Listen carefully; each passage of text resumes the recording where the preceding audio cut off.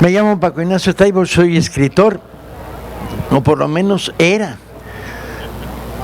aunque ahora mi situación temporal de director del Fondo de Cultura me quita bastante tiempo como para poder ser escritor al ritmo y la velocidad en la que acostumbraba, y de postre soy fiel miembro de la 4T y creo que este país está en transformación y que hay que dedicarle horas a profundizar esa transformación.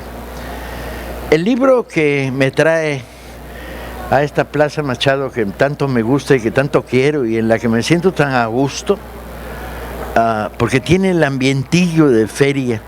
Te sientas en una esquina y siempre pasa alguien a preguntarte cosas a lo más extrañas, o algún colega con el que conversas y discutes y intercambias, y de repente chachareas por ahí recomendando libros en particular que te gustaron mucho, poco, nada, y diciendo ese no, este sí. Y este ambientillo de feria en la que además uno está aprendiendo. Parte de mi trabajo como director del Fondo de Cultura es venir a aprender en estas ferias y hacerme preguntas absurdas como ¿qué está leyendo aquella adolescente? Que la veo muy picada, rebuscando ahí, chachareando en los libros, y luego veo y me entra una depresión profunda a ver lo que está leyendo, y no le hallo cómo comunicarme con ella y decirle, ¿por qué estás leyendo un libro de autosuperación? ¿De veras necesitas autosuperarte? ¿O de veras crees que los que leen libros como esos pueden ser secretarias y ligarse a sus jefes y subir en la escala de valores de nuestra sociedad? ¿De veras crees? ¿O crees que la lotería te va a salvar la vida? ¿O crees lo que dicen los periódicos mexicanos en sus titulares? Me deprimo un poco, pero al mismo tiempo también aprendo mucho viendo esta feria que está siendo dominada por un público joven. Sorpresa, mientras que en los debates la edad del público, y tengo los reflectores enfrente y no puedo certificarlo, la edad del público sube y se vuelven reuniones donde la mayoría de los asistentes son adultos y adultos mayores. Por ahí lo que pululan son jóvenes y compran libros. Es una feria donde la relación entre el mirón y el comprador es muy positiva.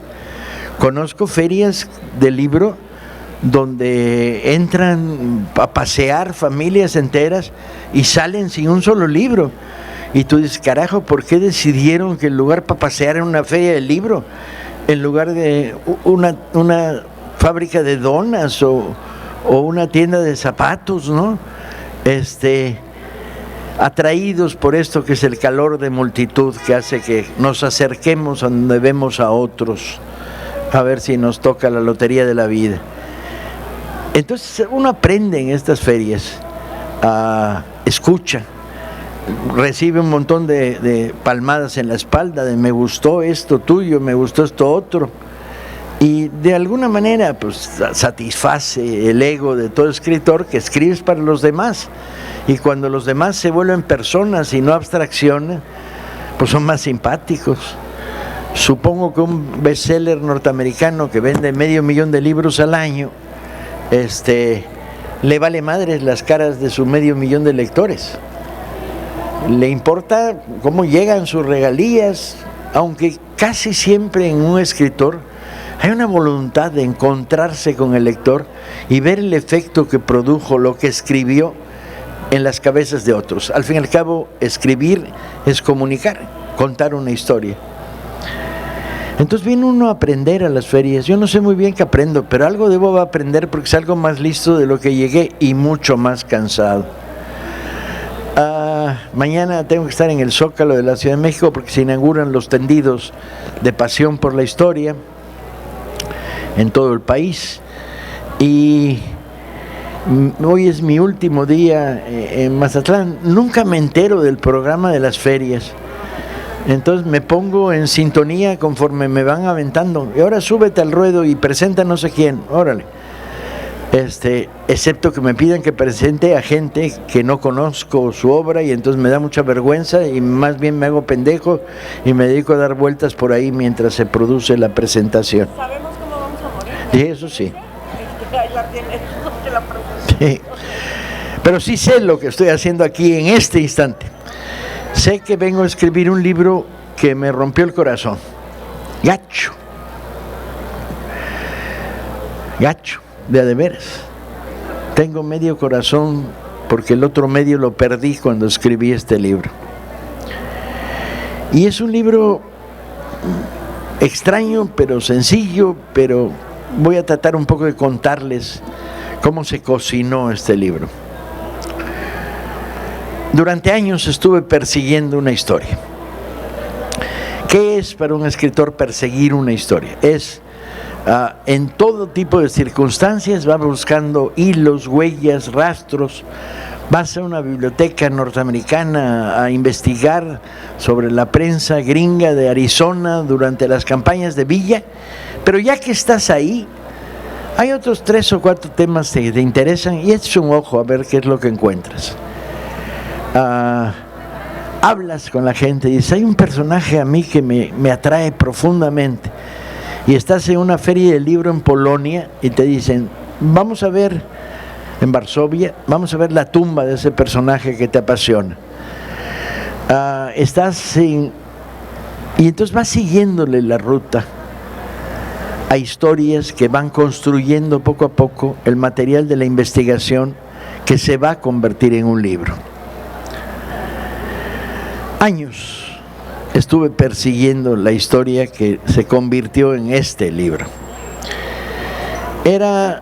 Todo había surgido de un folleto que me encontré en una librería de viejo en Buenos Aires, que contaba la historia de un jovencito judío, socialista judío, Mordechai Anilewicz, polaco, en la que contaba cómo en el momento más terrible de la vida en el gueto de Varsovia,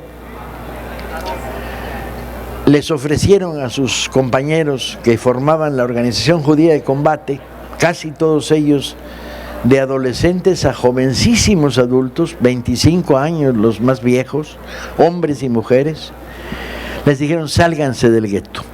Vamos a encontrar un hueco que nos permita a través de la red de las cloacas salir y váyanse a los bosques. Y en los bosques van a seguir la lucha contra el nazismo. Pero el gueto está condenado, van a morir todos. Los muchachos se reunieron en una asamblea y se dice, y luego se volvió una carta, que Mordechai les escribió a los compañeros del exterior, en la que decía, hasta ahora los judíos sabemos que vamos a morir, pero ahora sabemos cómo vamos a morir. Cuando lo leí y vi la primera foto que vi en mi vida de Mordechai Anilewicz, yo dije, esta sabiduría tremenda, ¿no? De decir, sabemos que vamos a morir, me conmovió profundamente. Es una cara de rasgos infantiles, la foto debe tener unos 17, 18 años, la muerte de él se produciría en 43, cuando tenía poco más de 20 años, y me persiguió la frase, sabemos cómo vamos a morir, pero ahora sabemos cómo vamos a morir. Gracias. Y tú dices, y entonces me puse a investigar sobre el gueto de Varsovia a lo largo de los años. Pescas una historia aquí, otra acá, te encuentras problemas aparentemente insolubles como los SS letones reclutados en Letonia después de que el ejército nazi ocupó Letonia, Estonia y los países bálticos, y crearon una división de la SS. Las fuentes son letonas, yo no hablo polaco, no hablo letón, me defiendo bien en ruso, en italiano, tengo amigos que me ayudan a traducir del francés, tuve que tirar de cables y decirle a un amigo polaco aquí que dice, o usar traductores de Google, que no se los recomiendo a nadie. Pueden producir los mayores dislates cuando haces traducción mecánica. Y ir construyendo un universo de información que fuera coherente. Y años. Y pensando, me voy a morir sin haber escrito este libro. Y viene la pandemia, la primera gran oleada. Y entonces la pandemia tiene una virtud y un terrible efecto. El efecto de que te acerca la muerte. Mueren amigos muy cercanos, íntimos, empieza a golpear en torno tuyo, te condena al aislamiento, la primera oleada de la pandemia. Tienes que reestructurar totalmente tu vida. Yo sigo dirigiendo el fondo en pandemia y esto significa crear una red de comunicación que era complicadísima y que a la fecha subsiste, que me permitía estar en contacto directo, encerrado en casa, con unos 170 compañeros del fondo, en particular con 30 de ellos, con los que tenía comunicación diaria, y organizar y tomar decisiones como cerramos esta librería porque creció el número de contagio, todo el mundo a trabajar en su casa, creemos bueno, y el efecto secundario de esto es que me paso un año encerrado en mi casa, trabajando encerrado en mi casa. El efecto secundario del efecto secundario es que hizo pomada mi estructura del sueño. Me despertaba a las 4 de la madrugada, absolutamente lúcido, me dormía a las 7, necesitaba dormir después de comer, en las mañanas podía trabajar una jornada de 6 horas y de repente estaba rendido. Hizo pedazos mi estructura del sueño. Y de repente, como un efecto secundario, el efecto secundario de la pandemia, descubrí que me había abierto un hueco en mi vida en la noche, entre las 2 y las 4:30, 5 de la madrugada. ¿Cómo son la noche? Son raras, el teléfono no suena, el aislamiento es ahora sí absoluto, los ruidos de la calle no llegan, y la primera señal de que la vida vuelve es que oyes llegar a los pajaritos a la terraza de mi casa, que suele ser alrededor de las 6. Y entonces, bueno, dije, la muerte la ves, está cerca, vas a escribir el libro que tienes que escribir antes de morir. Y ese libro es Sabemos que vamos a morir. Y después de una investigación que me había tomado años, me lo despaché en 4 meses, escribiendo esas horas. Y conforme lo iba escribiendo, sumaba el entorno de la pandemia, la muerte, los amigos perdidos, en la reclusión, las premuras y las necesidades que el trabajo me forzaba, le sumé una historia terrible, que es la historia de la insurrección del gueto de Varsovia. Para darles algunos antecedentes, y no les voy a dar demasiados porque si no les voy a estropear la lectura del libro.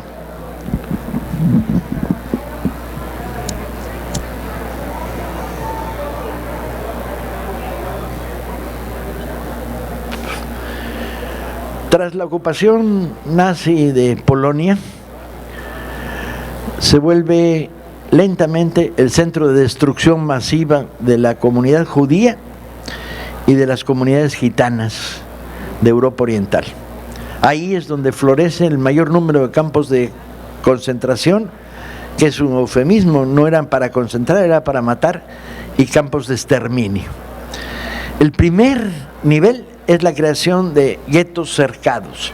Guetos, el nombre que se le da al barrio judío en poblaciones italianas del siglo XII, XIII. En este caso hay un barrio judío.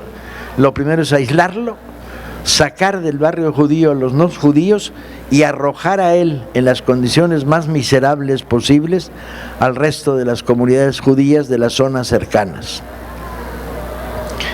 Se construyen muros, alambradas, se cierran pasos, se crea un régimen militar, se habilita una policía judía que está bajo mando directo de las autoridades nazis, se crea un consejo judío de autoadministración del gueto y se cierra el mundo. Por ahí pasarían 1 millón de ciudadanos polacos que además eran judíos. Y no implicaba religiosos o no religiosos, implicaba orígenes, nacimiento, cultura que distinguía a un judío de un no judío, familia.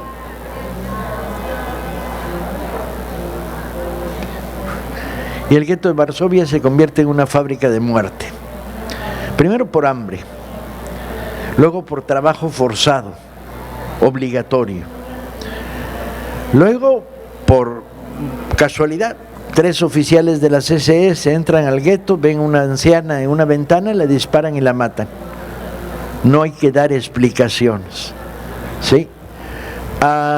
Y poco a poco el gueto se va convirtiendo en el foco a partir del cual salen diariamente trenes con destino al campo de exterminio de Treblinka. Estos trenes llegan y en 24 horas los que por ahí entraron ahí quedan muertos.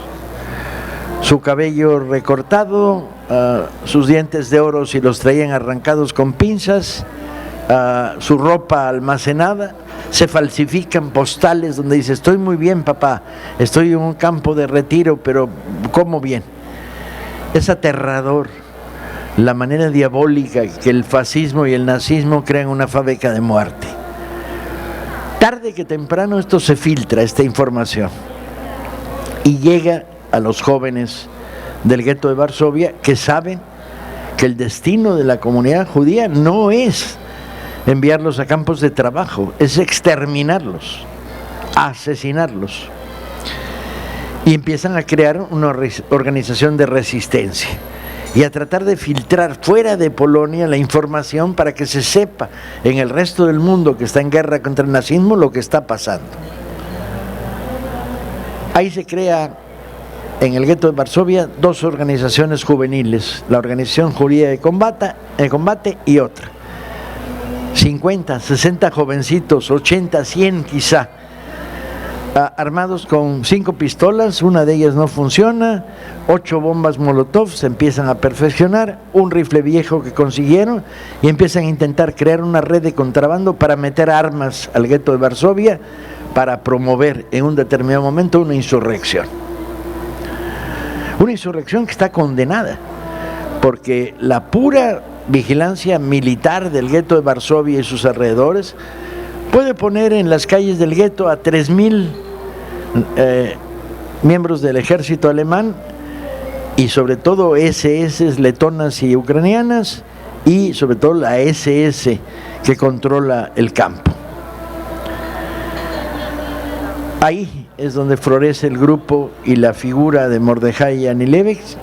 Empiezan a crear túneles secretos, depósitos de agua, en condiciones de hambre absoluta, algunos pequeños depósitos de comida, algunas armas que logran contrabandear, crean un método para hacer lo que luego se llamaría bombas Stalin, que eran bombas Molotov, que no necesitabas encenderlas, sino que al choque del vidrio con el cloruro de potasio ardía la gasolina, y un plan de resistencia. En conflicto con las autoridades del gueto que dicen: si provocamos nos van a matar a todos. Los muchachos responden: si no provocamos también nos van a matar a todos. Hay multitud de historias secundarias que me interesaba mucho contar. El hecho de qué pasó con los gitanos, que como no tienen cultura escrita de esto no quedó registrado. La historia del que fue el presidente del gobierno del gueto de Varsovia. Las historias de los policías judíos. La historia de los militantes. Los muchachos de la Organización Judía de Combate son muy peculiares, forman parte de una cultura política de la época muy interesante. Primero, es una cultura política de hombres y mujeres, forman parte de organizaciones mixtas, están muy ligados a lo que fue el escautismo de entreguerras, el viaje a los bosques, a la vida en colectivo, a la canción, el deporte, etcétera. Y muy igualitarios, la relación hombres-mujeres. De tal manera que la Organización Judía de Combate es una organización mixta. Otro elemento interesante que me aparecía, y fueron elementos muchos, ¿para qué les estropeo la lectura del libro? Y yo avanzaba hacia el momento final, hacia la insurrección. Yo sabía que los iban a matar a todos. Y te vas enamorando de ellos, de una escuincla de 18 años que porque es güera polaca se vuelve la mejor contrabandista, que la avientan por arriba de los muros y mete 2 pistolas al gueto. La historia de un gran enfermero, la historia del hospital para niños, la historia de la orquesta sinfónica. En el gueto se forma una orquesta sinfónica que cuando puede toca, de la cual sus 4 primeros directores serán asesinados y hasta el último momento sigue tocando. Y vas acompañándolos hasta que llega el año 43 y se produce la ofensiva final contra el gueto, ya el exterminio. Los trenes para Treblinka se programan diariamente para sacar a 6,000 habitantes del gueto con destino a la muerte. Los niños del hospicio son enviados todos a la muerte junto con los maestros y entran a la estación del tren cantando, tomados de la mano, dirigidos por un gran médico y pedagogo reconocido internacionalmente, que era el director del hospital. Es tan asquerosa la maquinaria de muerte nazi que para atraerlos y no tenerlos que sacar a golpes de las casas, de los sótanos del gueto, le ofrecen una hogaza de pan y un bote de mermelada a los que se vayan a formar a la estación del tren. Y son tales los niveles del hambre que llegan 6,000 personas contra la actitud de los muchachos diciendo: nos van a matar. Ir hacia los trenes es ir hacia la muerte. Y deciden que cuando se va a reiniciar esta campaña, van a tomar las armas. Ha mejorado un poco su armamento, pero un poco. Y en el momento en que hay un intento de hacer una saca de otros 6,000 judíos, los muchachos responden disparando contra las patrullas de las SS. Los alemanes se sorprenden, no se había producido un acto de resistencia como esta, y la segunda vez que intentan entrar, entran con 2 tanques y ametralladoras, etcétera, y ahí el contraataque de los grupos de la Organización Judía de Combate es tremendo. Les queman las 2 tanquetas con bombas Molotov, tienen éxito al poner una bomba en la entrada de los SS y los derrotan por segunda vez. Y así durante 13 días se va a mantener la guerra hasta que no queda nada en el gueto de Varsovia. Al grado que los alemanes usan artillería pesada y bombardeos contra el gueto, bombardeos de aviación. Y luego, sótano por sótano, casa por casa, con lanzallamas y gas venenoso, fumigando hacia adentro de los sótanos, donde se reúnen y se defienden los últimos resistentes de los grupos juveniles de combate del gueto de Varsovia. Y los matan. Se salva milagrosamente un pequeño grupo que logra huir a través de la red cloacal y un grupo de compañeros que estaba fuera del gueto organizando la entrada de armas. Estuve en la tumba de Mordejai Anilevi. El gueto no existe hoy, lo arrasaron Incluso metieron bulldozers para aplanar la tierra donde estuvo el gueto de Varsovia. Y estuve en la tumba de Mordejai, que ni siquiera está enterrado ahí. Mordejai muere en un sótano. Hay varios datos de dónde estaba este sótano, donde está el último grupo de combatientes. Y lo escribí. Y cuando lo terminé, me quedó una sensación, no como me ha pasado con otros libros míos, que cuando acabas un libro es euforia pura. ¡Aquí está! Me quedó una sensación de si no lo cuento me muero yo también. Pero no era suficiente recompensa el haberlo contado. No sé cómo explicarles lo que te queda dentro y fuera cuando terminas un libro. Cuando la editorial se los envié y dijeron que lo van a publicar, salió hacia las últimas colas de la pandemia, no se pudo presentar, y ya empezó a salir en otras partes del mundo. Y sí, si no lo escribo me muero, pero si lo escribo me muero un poco. Ahora alguien tiene que contar estas historias. Y presentar un libro como este, es decir, tienen ustedes que saberlo. No hay inocencia, no hay pasado, hay presente, todo es presente. El pasado repercute sobre el presente. Y cuando alguien me diga, bueno, ¿qué hacías en Mazatlán, Sinaloa, pueblo por demás grato, simpático, etcétera, presentando un libro como sabemos que vamos a morir? La respuesta es, vine a contar una historia, que si no la escribo me muero. Muchas gracias.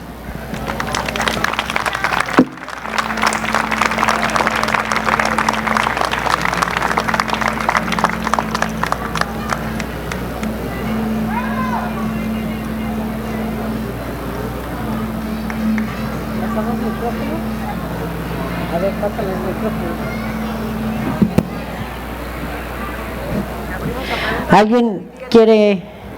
¿Alguien quiere tomar la palabra para hacerle alguna pregunta a Paco Ignacio? Quiero decirles que ahí se está vendiendo el libro de Sabemos cómo vamos a morir. El precio es de 185 pesos. ¿Nadie quiere tomar la palabra? Porque nos vamos a poder ir rápido, no me la creo. ¿Nadie? Pues despídete. Aquí. Acá.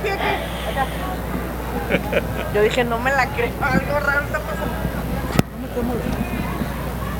Buenas noches, señor Paco Ignacio. ¿Es posible establecer una relación en los momentos que se vivieron tan trágicos de la Segunda Guerra Mundial con los neonazis de Ucrania? Gracias.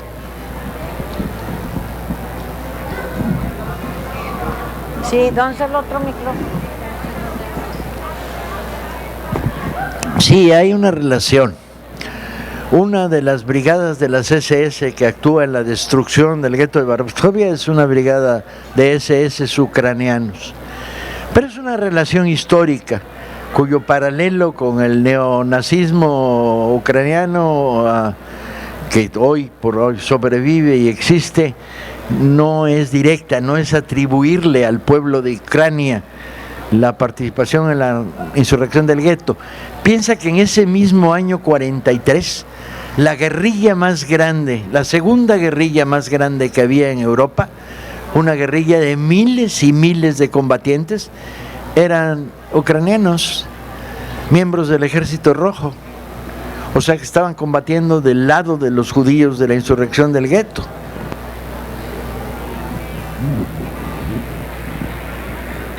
¿Alguien más? Muchas gracias. Lástima que te tengas que ir a lo de Zócalo mañana, Paco. Pero bueno, yo creo que esa relación entre las formas de fascismo que todavía existen en este momento en el mundo, esa es la relación, y lo podemos relacionar directamente con lo que acaba de suceder, el dictamen sobre los muchachos de Ayotzinapa. Esa forma de asesinar que tenemos aquí mismo en este país y en otros tantos, esa es la relación que existe. No se ha acabado el fascismo, tenemos que seguirlo combatiendo. ¿Saben qué? El fascismo es la barbarie en su forma suprema, al grado de definir la eliminación no por razones ideológicas, no por razones económicas, sino por locura pura. Ahora eliminemos a los judíos. Esta es la historia que sabemos. Las comunidades judías, 6 millones de judíos asesinados en la Alemania nazi y los alrededores, Polonia, Italia, Francia incluso. Pero el fascismo está en todos lados. Es una enfermedad que se reproduce y que tiene sustento.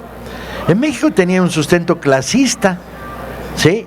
Cuando disparan contra los normalistas de Ayotzinapa es porque son pobres, chinga, y porque son rebeldes, ¿sí? Y porque son incómodos. Pero en la historia de México los asesinatos masivos se han producido 1,000 veces, y siempre contra comunidades indefensas, contra comunidades campesinas, etc. No es nuevo, recorremos el conjunto de la historia y vamos encontrándolo. El problema es cómo transmitirles el horror puro y duro del nazismo y al mismo tiempo la sensibilidad de los muchachos. O sea, cuando seas grande, ¿como quién quieres ser? ¿Como Dora la exploradora o como Mordejai Anilevich, chinga? Y decía, ¿para quién escribiste este libro? Dije, cuando escribes un libro nunca sabes para quién lo escribes. Y luego me pasó que una vez que lo comenté, una señora dijo, yo soy hija de un sobreviviente del gueto de Varsovia que salió antes de la insurrección milagrosamente. Bueno, para ella lo escribí, obviamente. Pero ¿cuál era mi ideal de lector cuando escribí este libro? Mi ideal de lector era un joven mexicano de 18, 20 años que no tiene noción de la historia, que el pasado es una cosa rara ahí acumulada, en que se le mezcla Hernán Cortés con la prima de Moctezuma bailando la sandunga, que no tiene sentido ni visión de la historia y que no tiene una percepción del fascismo. Entonces ese era mi lector ideal, pero los lectores los cogen a uno no escoge a sus lectores. Sin embargo, ahí queda, eso es lo que quería. ¿Cómo explicarlo? No es fácil explicar. Hay que tener cuidado, los sentimientos a veces influyen de una manera tan decisiva, tan determinante sobre la literatura. Convivo con Paloma todos los días. Tenía pánico de contarle qué estoy escribiendo. Ella sabía que en las noches yo escribía este libro. Y tenía pánico de decirle, ahora escribí el capítulo en el cual los nazis reparten una hogaza de pan y un bote de mermelada para que la gente vaya hacia los trenes de la muerte de Treblinka. Tenía miedo de transportar el horror de lo que estaba narrando. ¿Y qué me sostenía? La historia de los chavos socialistas judíos, de estos 1,5 de muchachos que enfrentan la muerte de esta manera absolutamente heroica y al mismo tiempo con una dignidad. Uno quiere un poco de esa dignidad para todos nosotros. No sé si quieras el micrófono, Paloma. Sí. Sí. A ver. No, lo que creo es que a pesar de ser un libro tan brutal por el tema, ¿no? Al mismo tiempo es un canto a la vida, contando la manera y sabiendo ellos cómo iban a morir, ¿no? Y que sin embargo eso que dice Paco, la dignidad, la fortaleza de pronto decir, no importa, lo que sí importa es que podamos morir, pero luchando. No nos van a romper, ¿no? No nos van a hacer cambiar. No, vamos a morir luchando, ¿no? Y yo creo que eso es, al final de cuentas, es la muerte, pero también es un canto a la vida, ¿no? Un canto a la vida, a vivir de pie y no a vivir de rodillas, ¿no? Entonces es un libro que sí narra una tragedia terrible, pero que al mismo tiempo es un canto a la vida. ¿Alguien más quiere tomar la palabra? Pero además de ser un canto a la vida, creo que ha de ser muy duro para un escritor en ese momento estar viviendo esas barbaries, pero más que todo es una denuncia que nunca debemos de dejar de hacer. Hay que seguir denunciando una y otra vez las barbaries y la deshumanización que existe todavía en esta mal llamada humanidad.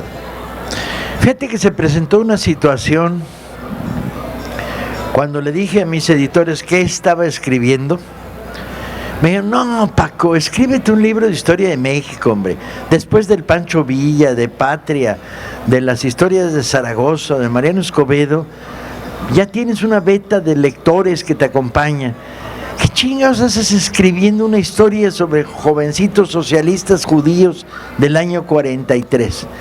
Y dije, ¿sabes qué? El día en que me obligue a mí mismo a escribir por razones de éxito, por razones de popularidad, valgo madres. Como escritor tengo que escribir lo que tengo que escribir, y eso ¿quién lo decide? Yo, la soledad, la noche, la pandemia, es lo que decide qué quiero y qué tengo que escribir. Y sí, así fue. Buenas noches. ¿Qué se podrá escribir de Ayotzinapa?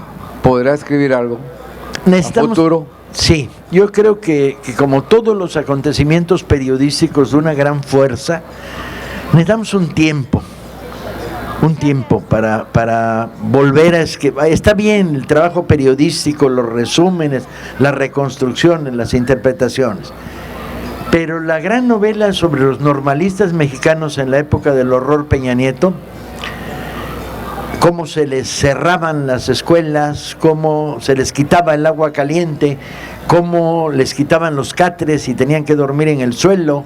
O sea, la ofensiva contra el normalismo mexicano de estos últimos, de los 10 años anteriores a Ayotzinapa, algún día se tendrá que escribir con otra perspectiva y otra distancia. Por un lado es el material de denuncia periodístico, pero hacerlo literatura va a tomar más tiempo. El hierro se forja en la fragua al rojo vivo, pero hay que estarle metiendo en el agua para que se enfríe, para poderlo contar bien. Yo quiero decir que es valiente de tu parte que estuvieras dispuesto a escribir algo tan brutal y frenético para compartirlo con nosotros y morir un poco. También que gracias por escribir algo tan horrible, pero darnos la oportunidad de morir un poco contigo. Muchas gracias.